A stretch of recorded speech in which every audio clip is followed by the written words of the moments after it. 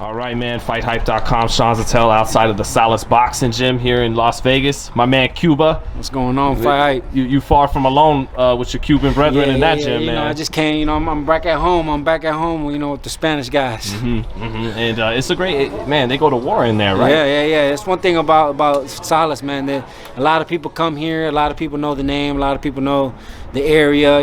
They just come up and show up to spar. Just 3-4 times a week is people in come here to spar. So if anybody wants some work, I mean, Vegas period is a real good city to get some work, but they be throwing down in here.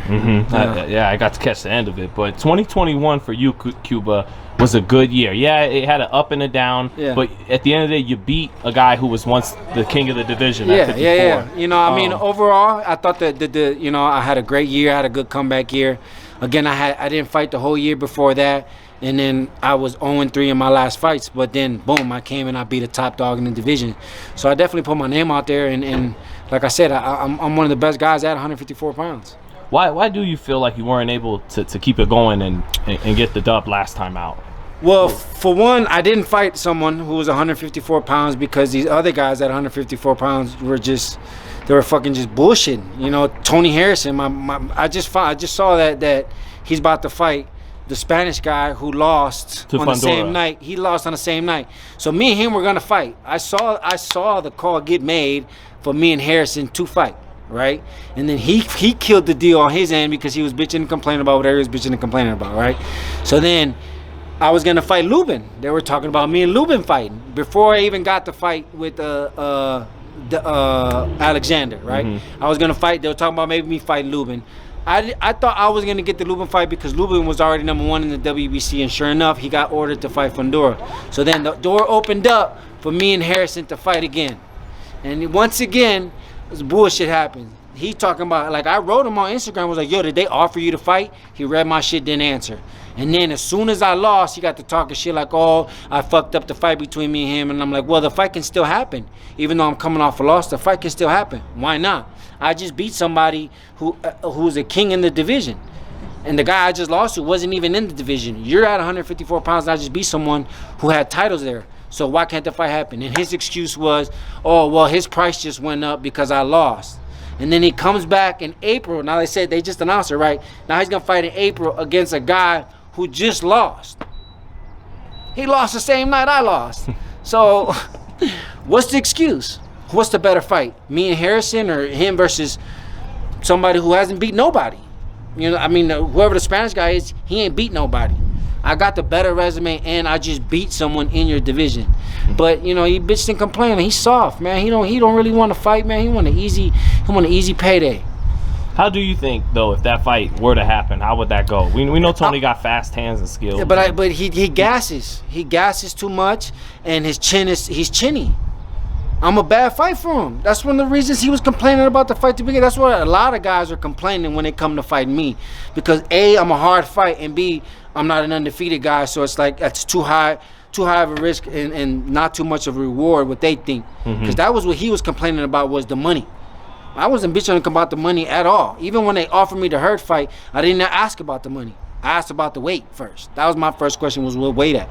And man, these guys just don't want to fight, man. Like I said, there's no reason why me and Harrison can't fight. Why? Your excuse is I'm coming off a loss, but you about to fight someone who's coming off a loss. The last time that the world seen me, I dominated a unified champion live on pay-per-view with over 1 million buys. My loss, no one even saw it. We lost. No one even knew I was fighting. We fought at 3 o'clock. We literally fought at 3:30. It wasn't a primetime TV. It was a whatever. So what's the excuse? Are you feeling like, okay, then let me get a fight. Let me just get a fight in, and then after I win that fight, let's make a Harrison fight. I just be heard. So there was no reason. I had just be heard. So what? You guys want me to go beat somebody else? Go beat a bum? Go to Mexico, get a W with a bum, or go on a small show and just get a W just so you can say, oh, I'm coming off a W? Right. For what? For what? I got the names. Look at my resume. I got the names. Shit, First Jacob's fight on fighting HBO. Tomorrow. Yeah, Jacob's fighting tomorrow. Right, me and him were main event on HBO. Prior to me fighting Jacobs, I fought the Russian. He was top 10 in the WBC. After that, I fought Rosado. Me and Rosado was fighting. The winner was gonna get Andrade. We got a draw.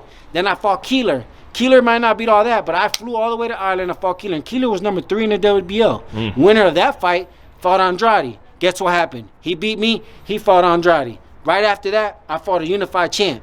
Beat him. So why do y'all want me to go beat a bum? For what?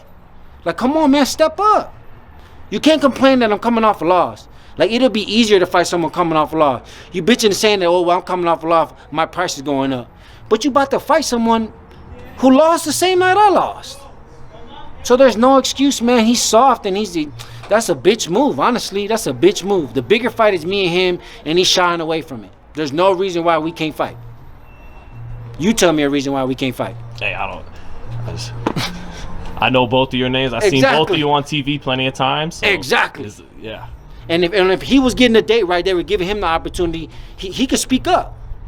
Like, I spoke up and I was like, yo, I want to fight Harrison. They were going to try to put us on pay-per-view on the Tank undercard. Right. Didn't happen. Not because of me. Right. But didn't happen for whatever reason. Didn't happen, and that's why I was deep on the undercard. Right. Okay, so now this role switched. Now they were going to give him a TV spot because they're not giving the Spanish guy. So why wouldn't he be like, shit? Like he said on Twitter, oh, I'm going to fight Cuba. I want to fight Arias. So why the fight didn't get brought up? Because I'm coming off a loss. But you go and fight someone who's coming off loss. That's bullshit, man. Now Cuba, I just got to... I hear you. I saw that. I saw it online.